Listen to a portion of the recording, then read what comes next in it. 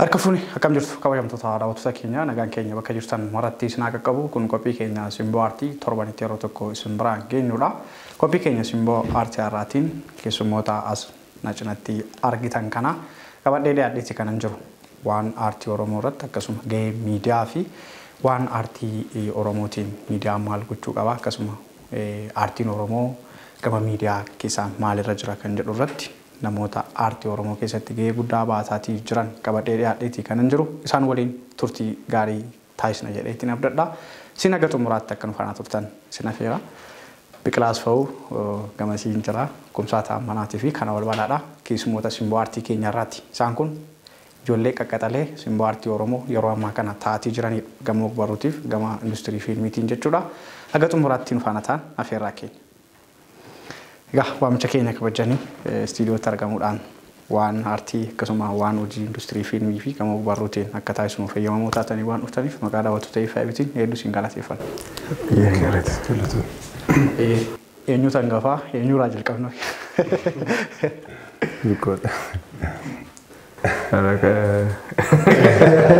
Haasaadha. Sitti nu dursa. Haasaadhaan gumsaa dursamu. Umuriin adursu garuu jaanatu jaalata. Gabbaanii ol gaafannaa baramee. Hojjaadhuma isaatti fayyadamuu yeroo hundumaa waan caalmaa argisiisaa jira walitti fakkaata. Waanuma muraasaarraa dudubbanna yeroo qabnutti fayyadamaa deemuu fi FIB'n asumaan waggaa 2 guunnee sadaffaa jalqabuuf deemna kabaja isaarratti jira. San keessatti haga ammaatti akka miidiyaatti waan aartii irratti haga hojjennee irraa kan dubbannu fuulduratti waan nuwaaf hojimanii jiru kan irraa dubbannu. Mee aartiitiif miidiyaan walitti dhufeenyi isaan qaban irraati carraa kanaan mee waa jedhu carraa jalqabaa sii kenna. Isaanis dursummaa sii kennan yeroo hante.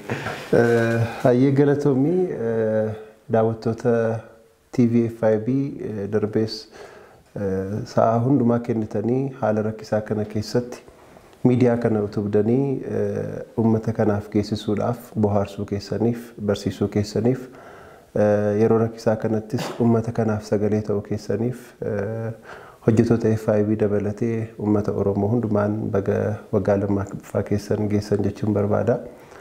Miidiyaa tokko waggaa 2 turuu jechuun baay'ee ulfaataadha. Sagantaan akka kanaa yeroo hundumaa hojjetamu baay'ee ulfaataa waan ta'eef isin immoo yeroo ammaa kanatti keessattuu yeroo diinagdeen biyya kanaa haala baay'eedhaan kufee keessatti piroodakshinii akkasii yeroo yerootti uummataafis sagalee ta'aa sadarkaa kana ga'uu keessaniif dhugaa dubbachuuf dinqisiifannaa guddaa fi kabaja guddaan isiniif qaba. Ta'us aartii fi miidiyaa wal qabataadha. Aartii jechuun miidiyaadha. Miidiyaadhaan mul'ata calaqqeen aartii keessatti argamu. Utuu miidiyaan hin jiraanne aartiin kamiyyuu mul'achuu hin danda'u. Karaa adda addaa jira gaazexaadhaan kitaabaan karaa hedduu mul'ifamuu danda'a. Ta'us garuu namni waan ilaalu waan gurra isaatiin dhaga'u moor amana waan ta'eef egaa FIB'n waggaa 2 tureera garuu akkaataan sagantaa keessanii waggaa 2 qofaa kan ture hin fakkaatu. Wantoonni sirrachuu qaban hedduun jiru. Wantoonni fooyyeffamuu qaban waliin ta'amee wanti guddifamuu qabu wantoonni hedduun jiraatanis milkaa'ina guddaadha jedhee namana kanaaf baga geessanii baay'inatti toleerachuun barbaada. FIB actually yeroo baay'inaan ilaala nan daawwadha keessumaa sanbata yeroo baay'inaan ilaala. Miidiyaa akka sabaatti miidiyaa nuyi qabnu baay'ee xiqqoodha. Saba nuyi qabnuu fi miidiyaan afaan Oromootiin jiran baay'ee muraasa. Sana keessaa immoo tokko FIBdha. Egaa FIB'n qabiyyee sagantoota isaa irraa ka'ee hamma ta'e tokko gama aartiitiinis simboo aartii irratti hojjechaa jirtu. Baay'ee perfectiidha. Sagantaa baay'ee nama bohaarsu baay'ee qabdu jennee dhibbaa dubbachuu yoo baanne iyyuu garuu miidiyaa afaan Oromoo yeroo ammaa jiran keessaa baay'ee bareedaa miidiyaa tattaaffii gaarii agarsiisaa jirtanidha. Baay'ee namatti tola. Egaa dhuguma yeroo ammaa keessatti akkuma biyyaatti ikoonomiin biyya keenyaa xiqqoo haala dadhabaa keessa jira. Sana keessatti immoo miidiyaan tokko dhaabbatee umurii isaa itti fufsiisaa deemuun cimina hojjetootas ta'ee waliigalaan akka jiru kan agarsiisudha. Isa kanaaf baay'ee gammanna. Kana caalaa akkasiin jabaattanii waan addaa hojjettan abdii isinirraa qabna. Egaa nuunis asitti nu waamuu keessaniif baay'ee isin galateeffanna. Waan guddaa isinirraa hin gara fuulduraatti isin eegudha. Mee kana ol gama ogbarruutiif gama miidiyaatiin mee walitti dhufeenya jara kanaarra waan hojjedhiti. Dursaa baga waggaa lammaffaa keessan isin ga'een jedha. Baay'ee kan namatti toludha kuni. Ani waggaa lama qofaadha iyyuu natti fakkaatu ture. Baay'ee natti gabaabbate waggaa 6-7 afaan se'e. Ji'oota dheerate ta'e daqiiqaa dheerate ta'e akka hojjaa kumsaa hin barre. Haa ta'u waggaa lama qofaadha argattanii baga waggaa lammaffaa keessan isin ga'e jechuun barbaada. Gama biraatiin miidiyaa fi ogbarruun walitti hidhata guddaa qabu. Keessumaa miidiyaa jechuun karaadha. Ogbarruun immoo hubannoo uumuu keessatti qooda olaanaa kan qabudha. Kanaaf ogbarruun fiilmiidhaaf, tiyaatiraaf akkasuma hojiilee aartii kabirootiif miidiyaan karaa guddoodha jechuudha. Uummataa fi waan hubannoo uumuu sana hojii aartii sana karaa ta'e riqicha ta'ee walitti fiduudhaaf gargaara. Kana keessatti ga'een FIB gaariidha jedheetanii yaada. Keessumaa hanqinaalee miidiyoota biraarratti miidiyaa afaan Oromoo xiqqoo qabna. Hanqina isaan irratti agarru muraasa guutuudhaaf yaalii guddaa godheera waggaa lamaan kana keessatti yaada. Keessumaa ammoo bara kana keessa baroota darbanirra muuxannoorraa kan ka'e wantoota fooyyees hedduullee qaba kan namatti tolu. Gama aartii qofaa miti. Uummaticha agarsiisuu ibsuu dhiphina isaa rakkina isaa iddoo eela isaa agarsiisuu irratti illee wantoonni FIB'n keessumaa bara kana hojjechaa ture. Baay'ee gaariidha. Namatti tola. Kanaaf haaluma kanaan itti fufuu qaba jedheetanii yaada. Wantoota sirrachuu qabu ni qabaata miidiyaan tokko. San irratti ogeeyyii miidiyaa irratti haasa'uullee ni danda'ani. Gama ogummaa gama aartiitiin garuu gahee hedduu baheera. Keessumaa gama aartii yoon kaasee namoonni aartii yeroo jedhanii namoota aartii dugduuba jiran hin beekan illee. Aartii nama fuulduratti bahe tokko nama fuulduratti mul'atu tokko ittiin maqaa dhabu malee dugduuba aartii sana dhangaa sana hojjechuudhaaf karaa irra deeman akkamittiin akka dhufame. Fakkeenyaaf sirba tokko yoo kaasne sirba sana duuba eenyutu jira maal faatu ture eenyu faatu ture fiilmii tokko yoo kaasne san duuba eenyutu ture fiilmii gaafa laallu namoonni taatoo qofaadha kan arganii waa'ee taatooti kan dubbatan waa'ee sanduuba ogeeyyii sanduuba jiranii hin beekan waa'ee sirbaas yoo kaasne waa'ee namicha sirbuu sanaa malee waa'ee ogeeyyii sana duuba jiranii cimana namoota jiranii hin beekan sana fuulduratti fidee akkasuma namoota sana agarsiise namoonni ogummaa san akka barataniif illee gara ogummaa sanaatti akka dhufaniif illee amma yeroo baay'ee namni garuma sirbuutti fiiga malee yookaan garuma taatoo ta'uutti fiiga malee ogummaa sana utubuudhaaf jiran ta'uudhaaf barachuudhaaf beekuudhaaf hubannoo dhabuurraan kan ka'e hin yaalu jechuudha. Kanaaf miidiyaa FIB irratti wanti arge ogeeyyii dugduuba aartii jiran akkana fide ogummaa dugduuba aartii jiran akkana fide ummata faana walitti agarsiisuu irratti hir'ina tokko fureera jedheetanii yaada ammas furuu qaba wantoota hanqatan. Kanaaf hojiilee gaarii akkasii kanaan qabatanii dhufuu keessaniin galatoomaan isiniin jedha. Waggaa lama keessatti kan hagana argine waggaawwan itti aanan uummanni Oromoo hin dhumu. Kanaaf miidiyichis uummatuma Oromoo faana tarkaanfate jennee yaadna. Kanaaf baroota afan kanatti baroota Oromoon lafa irra jiraatu kanarratti hojiiwwan gurguddaa fooyyee qaban ni hojjeta jedhee namana waan nu affeertaniif galatooma. Asumaan dhumarratti kan hin jechuu barbaadu namoonni yeroo sooshaal miidiyaa irratti maqaa FIB dogoggoran nan arga. FBI miti FIB dha jechuun barbaada. Ulfaadha. Galatoomi. Yeroo baay'ee mudata beektaa kanneen FIB jedhan illee hin jiru. FBI kan jedhanis hin jiru. Akkuma jette immoo FIB akkasii hubatanii yeroo dogoggorri yeroo tokko tokko mudata waan san sirrata jennee mayyaan nagaarramaa jiran waggaa lama reefu waan jiru sammuu namaa hunda keessa galee raawwatne.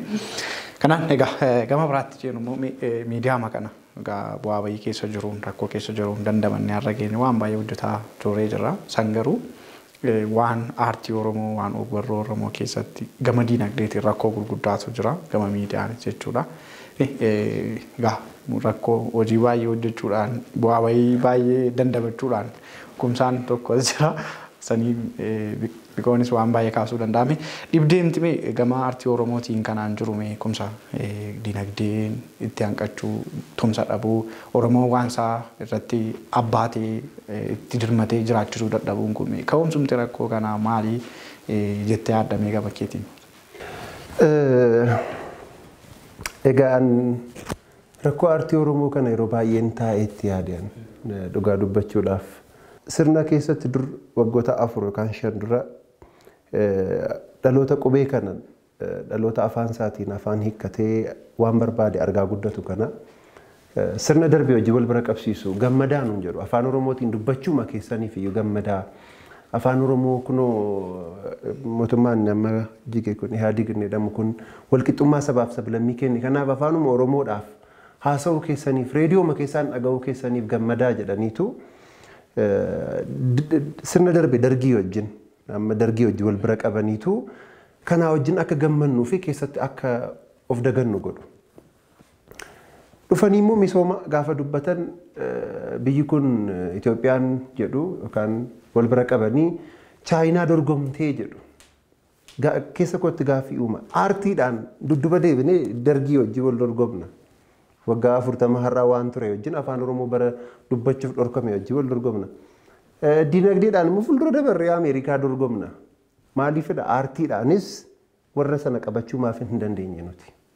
Isaaniin dorgomsiisuuf immoo haalli aartiin kun afaan uummata tokkodha. Kabajaan kennamuufii qabu jira jedhamee haalli mijate jira. Gaaffii guddaan asirratti ka'uutii qaba. Uummannis kana beekuu danda'uutii qaba. Fakkeenyaaf ispoortiidhaaf jedhamee wanti citu jira. Anamma waaqayyo fagalatu fayya buleessadha. Aartii yoonni dhagaa falatee nama buluu danda'udha baay'ee. Waan hin barbaade hojjedhe jechuudha. Nama sireerra ciisee deeggarsa amma barbaadu waan akkasiisu.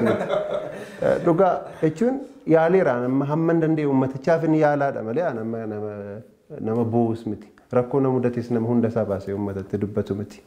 Garuu dhaloonni kun of gaafachuu qaba. Oromoon miidiyaa meeqa qaba?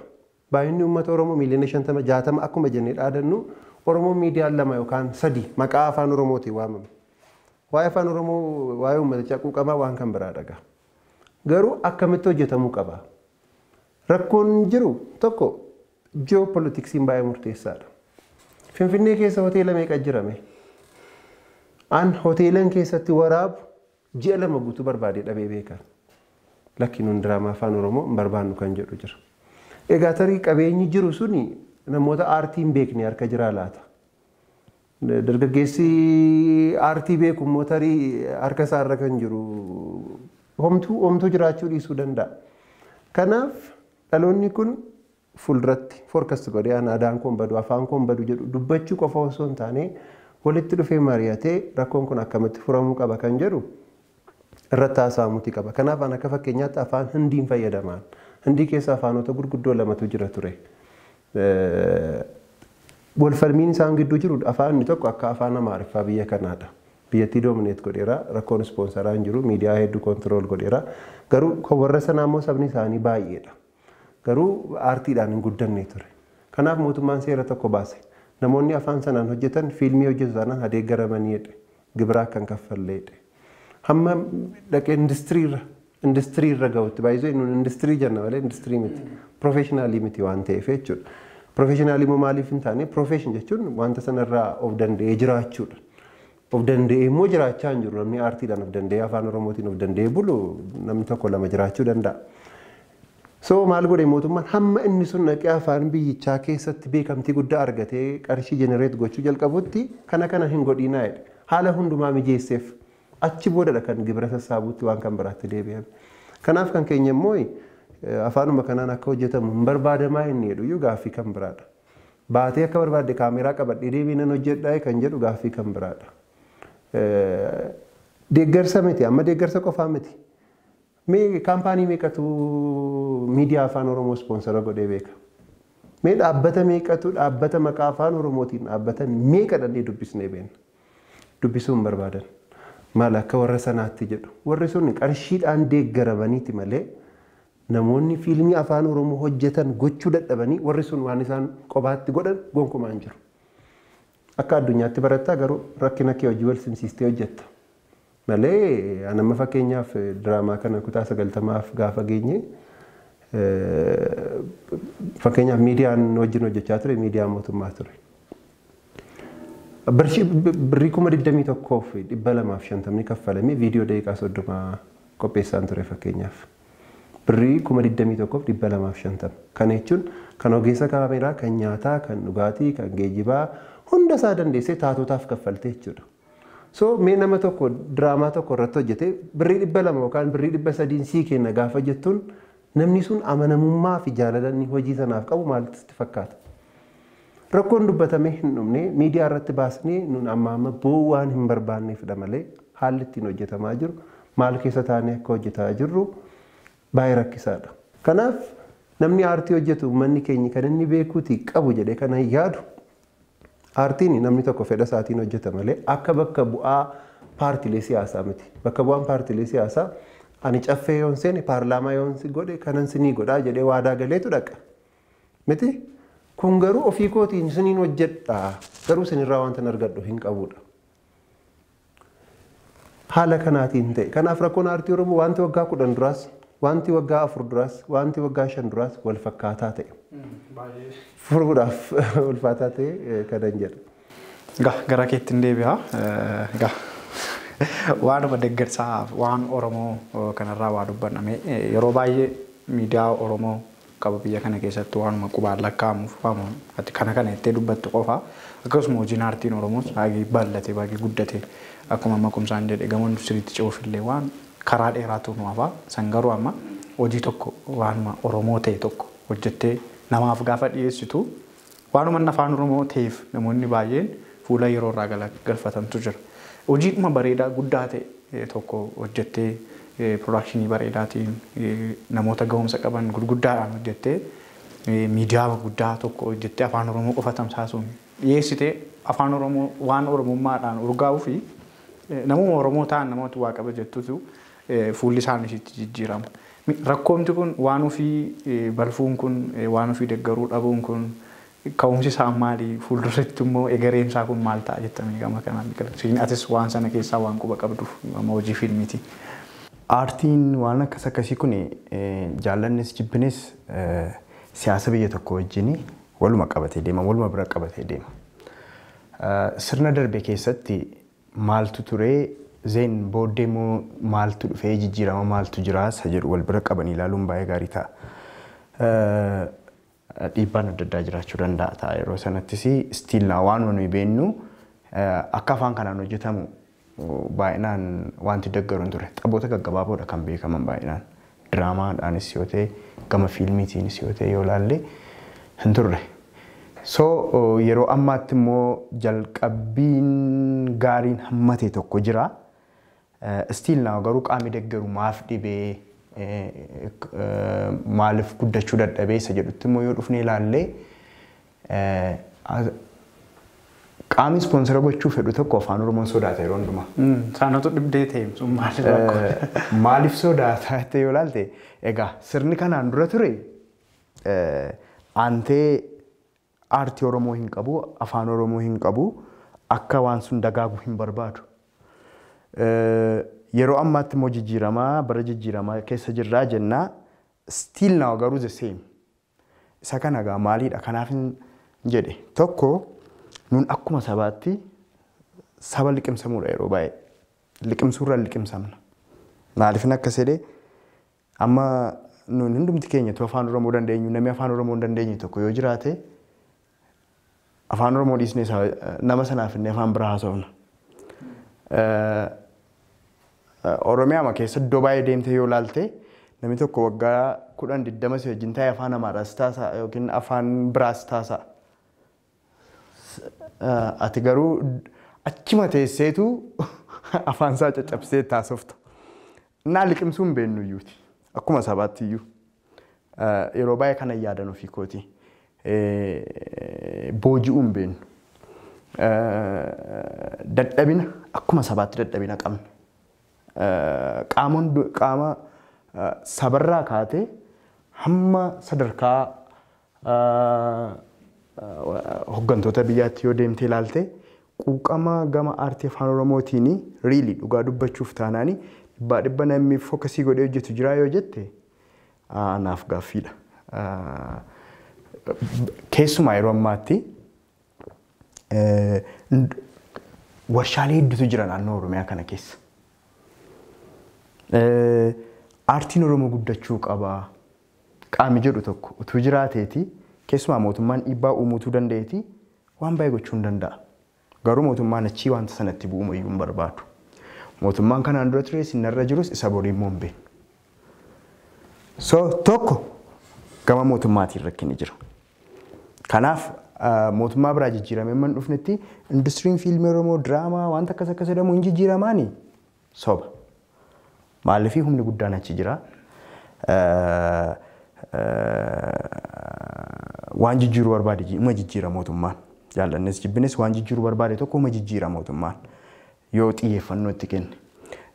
Bakka ogeessoti barbaadamutti ogeessota ramaduudhaan jijjiiruu huma danda'a. Inni kan biraan sabatu jijjiira. Fiilmii afaan Oromoo tokko hojjettee yeroo baay'ee waan tokkoon dubbadha. Gaarii isa ta'uu dadhabaa diraamaa Oromoo, fiilmii Oromoo, Oromoon ilaaluma qabaa jedhee naman. Isa dadhabaa sana yoo ilaale cimaa dhalchuu danda'a waan ta'eef. Cimaa dhalchuu fi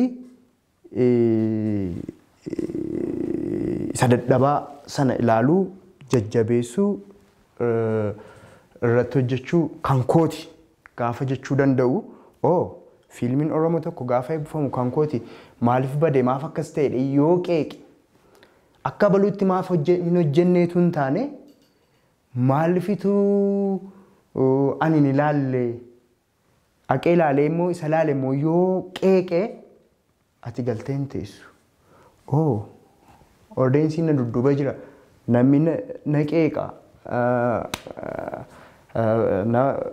Ordeensii bal'aan qaba.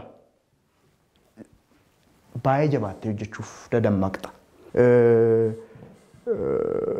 Sooshaal miidiyaa irratti waan iddoo biraa jiru tokko faarsuudhaaf tokkoffaadha kan keenya. Miidiyaa irrattis garuu kan mataa keetii fuutee guddistee haamilee tortee guddisuu irratti dadhabina qabna. Oliin ol akka sabaatti. Gama biraadhaan miidiyaa perfektii hin qabnu. Miidiyaa FM bal'aa hin qabnu. TV bal'aa hin qabnu. Industirii fiilmii Oromoo kan jajjabeessu, kitaabota kan jajjabeessu, kan gulaalee baasu, kan waa'ee fiilmii sanaa saba biraan gahu, waa'ee diraamaa sanaa irratti taa'ee dubbatu.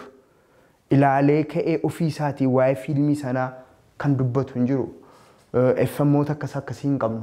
Even yeroo tokko yeroo qaanaan biyya kana seene industirii Itoophiyaa ajjeesuuf miidiyaa banameedha jedhamee baay'ee irratti duulamaa ture. Maaliifii kan isaaniitiif sodaataniiti. Isa kanaan jira baay'een jejaan. Fiilmii afaan Amaaraatiin hojjetamu tokko yoo fudhattee ilaalte istoorii manuu beennuutu hojjetama. Stoorima sana nuunis hojjechuu hin dandeenye. Kumsaanis hojjechuu hin danda'an. Kanaa olis hundumtu hojjechuu hin danda'a. An taa'ee namni tokko yeroo tokko teenye gaafa dubba amman ka'ee kana nu jedhuun kana natti ulfaataa kun namni jedhu jira. Garuu kan ofii isaatii immoo hammam ilaalee koomentii godhee mana siniimaa persentiidhaan yoo fudhattee deemtee ilaalte hiriira qabate kan galu saba keenya. Fiilmii afaan Amaaraa kan deemee maaliifii industirii fiilmii keessa hin jira. Iddoo sanas wantoota ta'an hundumaa nan beeka walitti naasofna. Maaf gara kanan dhuftu maaf afaan kanaan hojjettotii walitti dubbanna.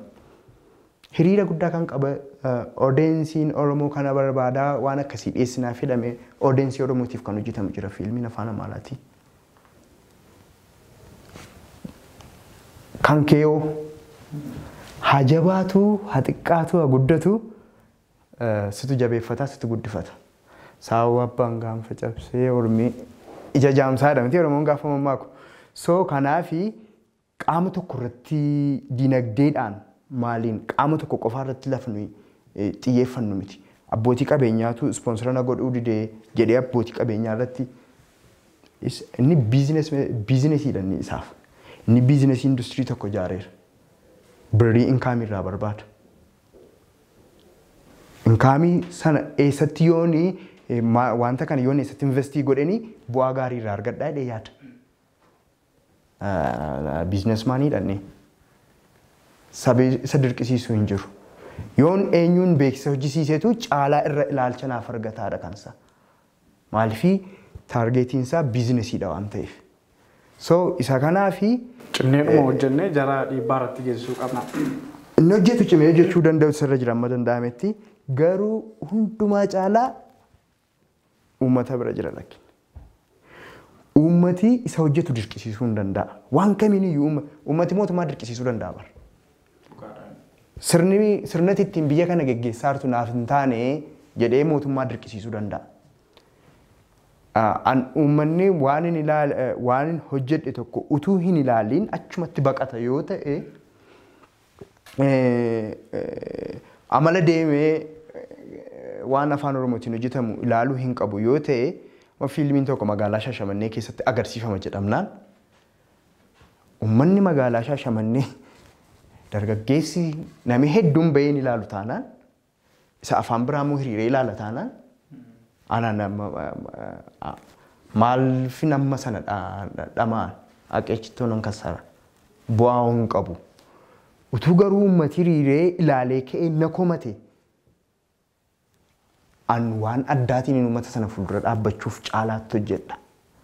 Kanaafi tokko uummati ofii isaatii baay'ee waan kan isaatii irratti aantummaa baruutu sirra jira. Lammaffaa gama mootummaatiinis xiyyeeffannoo addaa argamuutu sirra jira. Yeroo sana abbootiin qabeenyaas inni kan dirqamanii dhufu waan ta'eef dirqamaniitu ispoonsara na godhisiin jedhu. Waan baay'ee kaasee yaada bal'aadha kan kaaste kana walgala keetti dhufa yeroo baay'ee fudhate. Rakkoon nama jiru jira mee gama keetiin ammoo waan yeroo baay'ee jira akkuma rakkoo manni kaasaa ture jechuudha. Sun kun dadhabinni isaa kun waan isaan ammarraa kaasaniin alatti maalirraa maddaa akka miidiyaatti maal gochuutu nurra jira uummanni maal gochuu qaba rakkoowwan akkas akkasii dhibdeen akkas akkasii gama kanaatiin maal jetta gama keeti. Amma maal seeti rakkoon Oromoo kun gama aartiinis yoo dhufte gama biraattis yoo ceete waan wal fakkaataadha. Garuu akka gaararraa jijjiirama. Kana ce'ee yeroo hedduu sanatu dhufa. Kana darbe yeroo hedduu sanatu dhufa. Gama diinagdeen naqi, gama siyaasaan naqi, gama aartiin naqi. Waanuma maqaa Oromoodhaatu kana bara godhatte rakkoonsaa amala jijjiirrata gaararraadha. Kana kan hin kaaseef duraan tuttuqanii turan. Kanaaf duratti afaan Oromoon dubbachuun hin danda'amu, barreessuun hin danda'amu, fiilmii hojjechuun hin danda'amu jedhame. Hin darbame.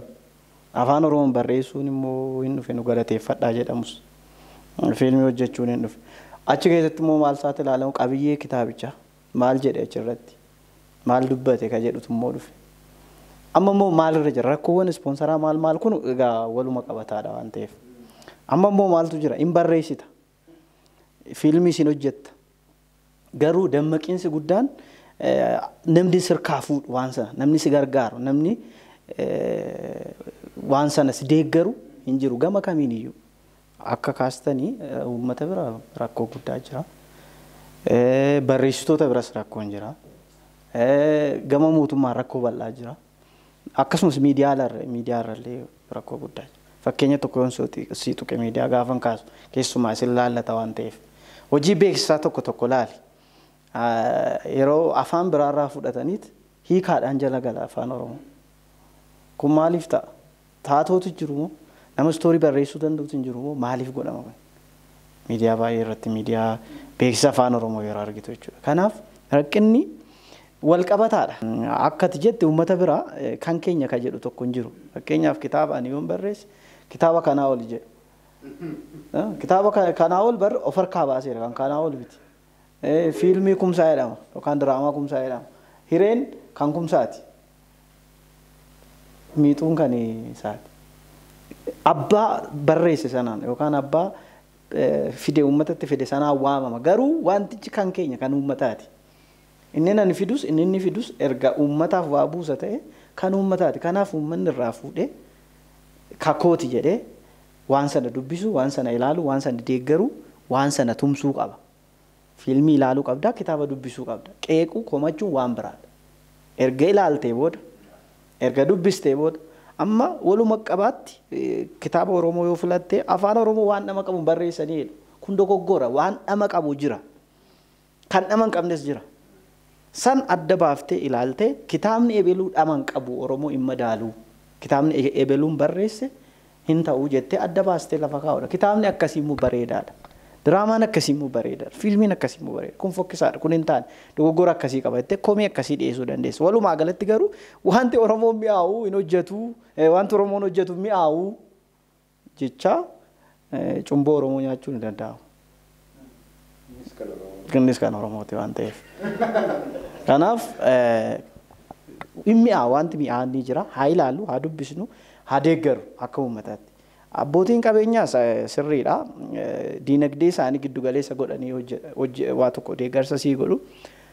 Garuu yeroo tokko miidiyaa irratti waan dubbatamu tokko. Oromoon kun baay'ee nama fayyadama waan baay'ee maqaan kaasu.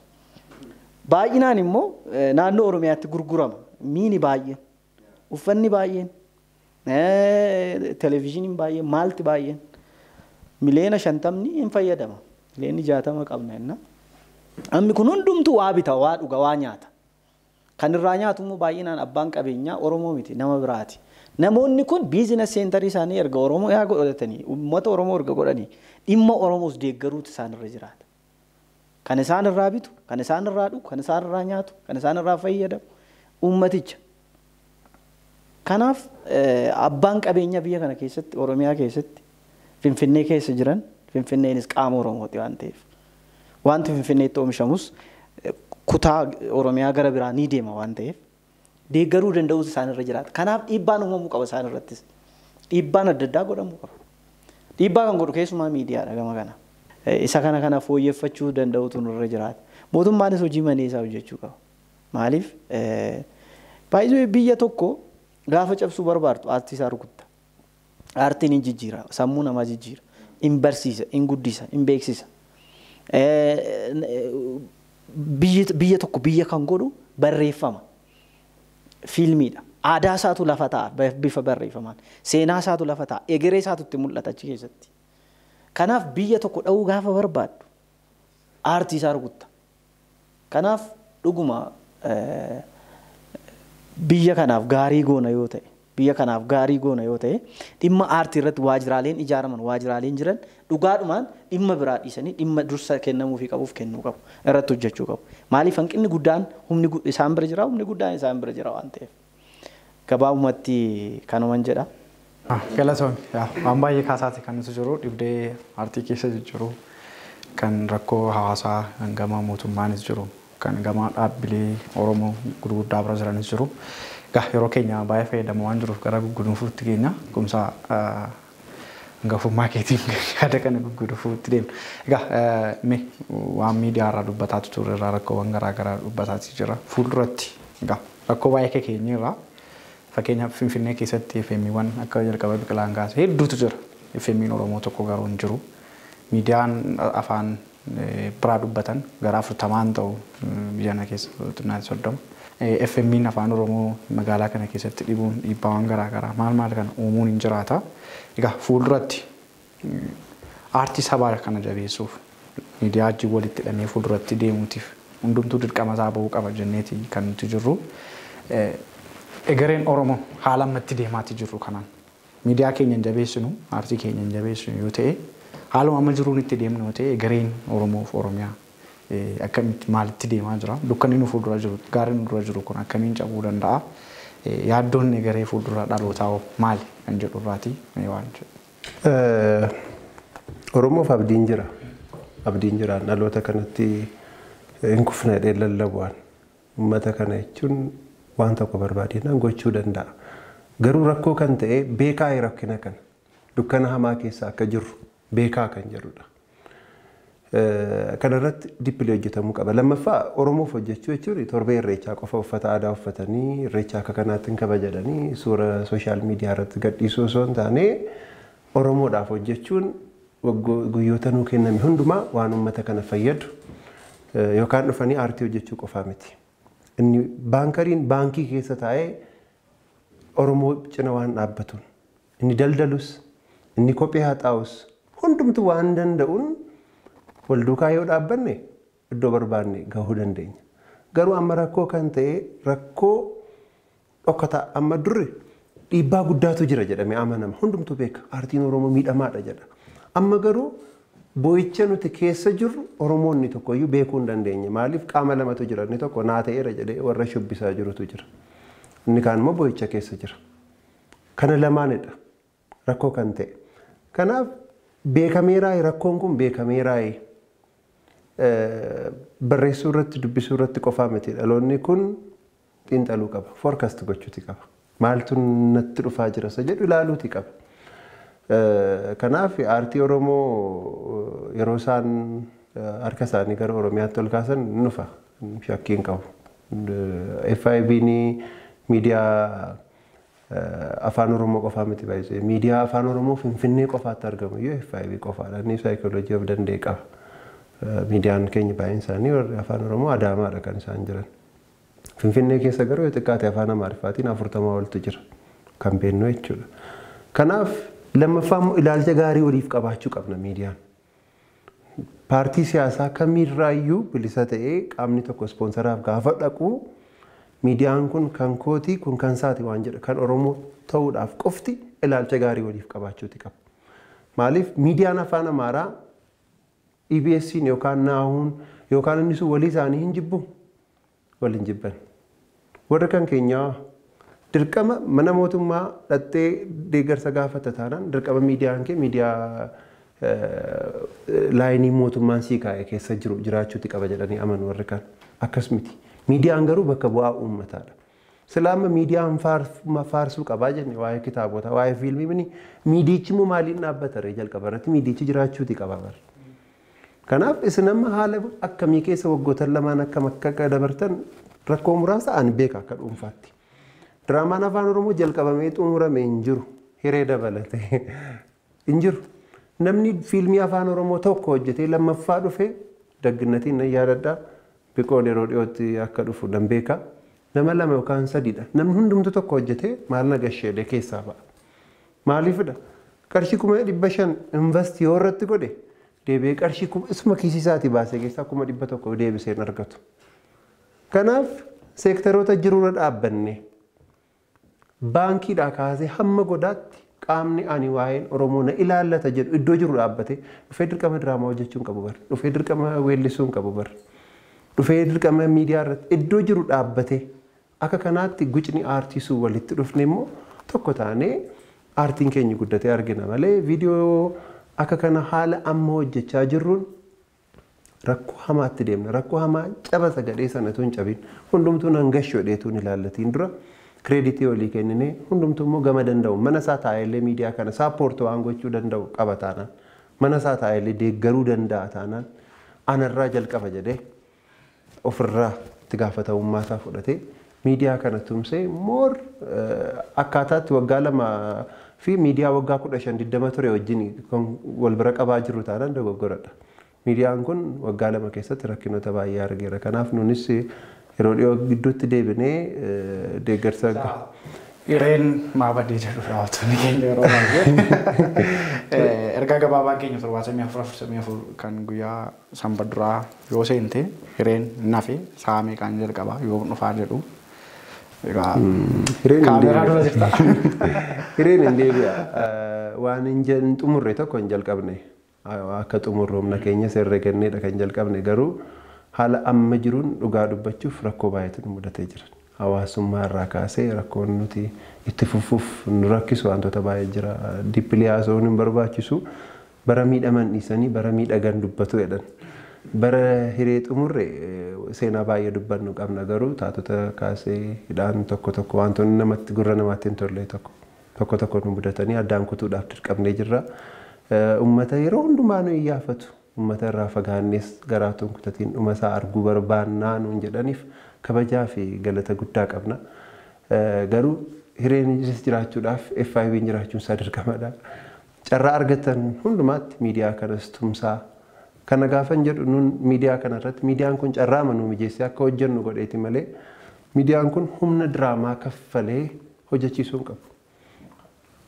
Unuuf miti hojjetootaaf iyyuu hagam danda'eera kan jedhu seenaa kan biraadha. Itti siqaati gaafadha. Gochii waan dandeessaniin bira dhaabbadhaan piroomooshinii FIB hojjechuun dhufe osoo hin taane ji'a boodan dhufe anarra miidiyaa kana wajjin kan wal agarree dhugaa dubbachuu fi ji'a iyyuu darbeera yeroo hireen jalqabuuf jedhedha kan intarviiyuu ta'e. Garuu miirri obbolummaa jira. Rakkoo sana nan beeka waan ta'eef haala isaan keessa jiranii. Kanaaf nuni itti fufna. Garuu diraamaan afaan Oromoo hedduudha. Jalqabameera hin danda'amu jedhanii dhaabbatan. Miidiyaa kanarratti immoo hojii baay'ee darbe kabbitoon jalqabee dhaabbateera. Miidiyaan even miidiyaa mootummaa irratti afaan Oromootiin jalqabame kan xumurame hin jiru. Abaarsa ta'eera amma akka diraamaa afaan Oromoo xumuran argatiin namni siin jedhee abaarsa guddaadha. Hin jalqabda malee hin xumurtu jechuudha. Kanaaf dhumni kee akka diraamaa afaan Oromoo haa ta'u jedhameennaan galman geessu jechuudha. Nun garuu hin xumurraa isa durii caalaa bareechine waan finnee dhufaa jirru qabna. Garuu akkuma beekamu egaa humni baay'ee rakkisaadha. Kana dhala uffadha. Egaa ni eegna galatoomii kumsaa yaada bal'aa kaasaatii ture dhumarratti qabu qabtis waan kanarratti waan fuuldura jiru waan nu eeggatu FIB illee waan fuulduratti nu eeggatu hojii waan fudhannuuf uummanni keenya maal gochuu akka qabu gama hojii itti jirtaniitis gabaabsiti yeroo keenyatti fayyadamaa deemuun cabaasisi. Egaa waan tokko intinii gochuu fi milkaa'inni barbaachisaadha. Milkaa'ina sana bira ga'uu fi qaamota hundumtuu irratti hojjechuu danda'u irra jira. Tokko miidiyaan kwaalitii mataa isaatiif fooyyessuu hamma danda'ame tokko hawaasa qabachuu yeroo baay'ee istuudiyoo keessa wantoota jiran haala ittiin istuudiyoo ala baanii hojjetanis uumuu miidiyaan sun jaallatamaa akka inni ta'u hawaasa biratti gara miidiyaa intarteementiitti fiduuf hamma ta'e tokko carraaquu gama miidiyaatiin wanti jiru. Akkasumas immoo namoonni dhaabbata gurguddaa qabanii oomisha isaanii yeroo tokko miidiyaa kan isaanii irratti kanaan dura aartii saba tokko guddisuuf waan godhamaa ture beekna. Sirba tokkoof sirba naxalaa qeenxee baatu tokkoof fandiin biriin hammam akka gadhiifamaa ture.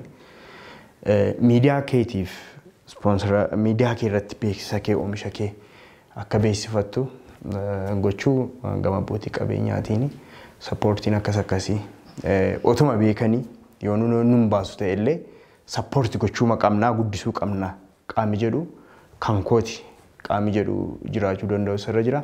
Hawaasni immoo gaafa kan isaa daawwachuu jalqabuu fi moor dhageettii miidiyaa isaatii gaafa guddisaa deemu qaamee oomisha isaa beeksifatu dirqamaan odeensii akkasii miidiyaa akkasiirraan argadha jedhee gara miidiyaa sanaatti luucca'uu danda'a waan ta'eef dhiibbaan hawaasaas baay'ee barbaachisaadha. Gama mootummaatiin immoo baay'ee xiyyeeffannoo adda miidiyaa Oromoo irratti aartii Oromoo irratti kennuu danda'u irra jira. Waan godhee jijjiiruu hin danda'a. Akkasaa godhee kallattiin kaa'u garuu maaliif mootummaan xiyyeeffannoo addaa yoo kennuu danda'e aartiin Oromoo waan hin guddanneef hin jiru. Tole hedduu galatoomii egaa dhumarratti miiga kanaaf gama waan baay'ee kaasaa turre yeroo keenya hedduu deemee jira. Saniin dhumarratti gama keetiin egaa waan ogbarruuraa waan baay'ee dubbannee yaada turre yeroo keenya waan hedduu deemeef akka yaannetti haasa'uu bal'inaan irratti dubbachuu hin dandeenye. Egaa akkuma nama dhuunfaattis haa ta'u gama oqee ogbarruu keessa nama jiraatuttis haa ta'u waan miidiyaa sila ogbarruu walitti hidhamiinsa isaa haasofneeti kan nuti turre. Egaa fuulduratti egaa waan amma ogbarruutti hojjetiin jirru agammaatti waan hojjenneen jechuudha. Fuulduratti miidiyaan keenya qofa osoo hin taane miidiyaaleen kaanillee gama ogbarruutiin maal hojjechuu qabna maaltu hojjetamuu qaba. Dhiyeessii warri dirree ogbarruu keessa jiranii hojii isaanii gama dirree miidiyaatti fiduuf immoo maal gochuu qabu kan jedhu irratti waan muraasa jennee sagantaa keenya Simboo Aartii irraa gudunfina. Maal seete yoo ummatichi qindoomee jabaatee rakkoowwan nu mudatan kanaaf furmaata guddaadha. Kodhollee ta'uu hin qabnu. Leenca ta'uu qabnu. Abbootiin keenya kaleessa waa tokko nu barsiisaniiru. Waan baay'ee darbanii Oromoon akka Oromootti har'a ga'ee akka jiraatu gochuun cimina tokko. Waan guddaadha kun. Sabni biraatu kun irraan ga'eera waan Oromoo irra ta'e saba biraa irratti ta'eera ta'e hin jiraatu kana damdamate. Maal jechuufani Oromoon jabaadha. Yoo jabaate yoo wal ta'e yoo tokko ta'e yoo wal dhaga'e rakkoowwan amma nu mudatu waan xixiqqaadha Oromoodha. Waruma walitti hidhamiinsa guddaa uumuudha, qindoomina guddaa uumuudha. Waan amma jedhame kana dhaga'ee hojiirra oolchuudha. Rakkoo kana injifachuun ni danda'ama. Kanaaf waan guddaatu jira jedhee tananaaf gara fuulduraatti. Kanaafuu isinis gama miidiyaatiin keessumaa gara kitaabaatti yoo isin harkise dhimmoota kitaabaa irratti akka haasa'amu gootanii natti tola. Maaliif kitaaba tokko fudhatanii qaacessanii rakkina inni qabu, cimina inni qabu akka namni nama muufannettis barreessicha eeyyamsiisanii hin danda'ama. Bifa kanaan waa'ee kitaabaa irratti akka haasa'amu. Muuxannoowwan saba biraa bira jiran, ala jiran, afaan biraa irra jiran, barreeffamoota afaan biraa irra jiran fidanii fagoo deemanii jechuudha. Asuma ollaa naanna'uu qofaa miti. Kanneen jechaa jiru. Fagoo deemanii malanii namoota kitaabota akkasii fidanii akka irratti haasa'amuu danda'amu gochuudhaan muuxannoo gaarii tokko namaaf hiruu hin danda'amu. Akkasumas bifa barumsaatiin barumsa gaggabaabaa, leenjiiwwan gaggabaabaa foormaatii miidiyaatiif mijatoo ta'an haala mijeessanii dhimmoota kitaabaas haa ta'u dhimmoota aartii biroo irratti wantoota gaggabaabaa gochuun ni danda'ama. Kana irratti otoo xiyyeeffatamee gaarii natti fakkaata. Kanaan armaan dura hojjettan qulqullina kitaabolee, qulqullina fiilmii maal ka jedhuufis furmaata ta'a kun. Maaliif namni hubannoo gaarii yoo qabaate inni qeeqamu yoo qeeqame of sodaachaa uummata sodaachaa deema. Baay'ee waan hin taane tokko uummata duratti fiddee gaafa dhangalaastu dadhabbina kee himtee jechuudha jechaan ture. Kitaaba hin taane tokko gaafa baasii mataa keetiin barreessitee uummata dura geessu ani dadhabaa amma kana ga'uudha jettee of ibsaa jirta jechuudha. Isa kanaaf namoonni akka of ilaalan isaan duuba uummanni bal'aan akka jiru waan hin taane uummata kanatti baasuun uummaticha tuffachuudha. Uummaticha salphisuudha. Maaliif salphina hin barbaadu uummatichi. Kanaaf beekamtii dhuunfaa waan namni lama sadii kana godhi sana godhi namaan jedheef utuu hin ta'in uummata bal'aan nu dugduuba jiru, beekessa baay'ee nu dugduuba jiru. Kana ilaalanii dhiyeessii gaarii akka fidaniif waamicha gochuun barbaada. Namoota gara aartiitti dhufuuf jiraniif. Kanaaf yeroo waan hin qabneef asuma irratti hundaabiin itti tola. Hedduu galatoomii. Yaada bal'aa kaasaas kan nuti turre yeroon kee baay'ee waan dideef sa'a baay'ee hundi keessanuu dubbatoodha. Waan bibilchaataa dheeraa fayyadamaatii turre yeroon keenya nu jala deemeetii kan jiru asuma irratti gudunfina. Egaa finnaafiin dhufaa jira. Sanarraan fuulduratti waan dubbannu ta'a waan jettu yoo qabaatte garuu carraa daqiiqaa tokko waan finnaafi. Finnaafi egaa amma fiilmiin keenya isa lammaffaadha. Miixuu dhiyeenya kana yuutuubii irratti gadhiisneerra. Finnaaf immoo ji'attaanu kana keessa huma eebbisna dheeyyaadha. Haala jiruuni bakkas gaggaa iyyaafachaa jirra. Huma eebbisna hojjetamee dhumeera wanti nuuf jiru. Tolega yoom eebbifama haala kamiin eebbifama isatti eebbifama ammoo sagantaa biraan qabu wal agarra ta'a. Egaa kumsa yaadaan nu laataatti turtaniif waan bal'aa kaasaa turreef kanaaf maqaa daawwattoota FIBtiin hedduu isin galateeffanna. Galatoomaa filatooma.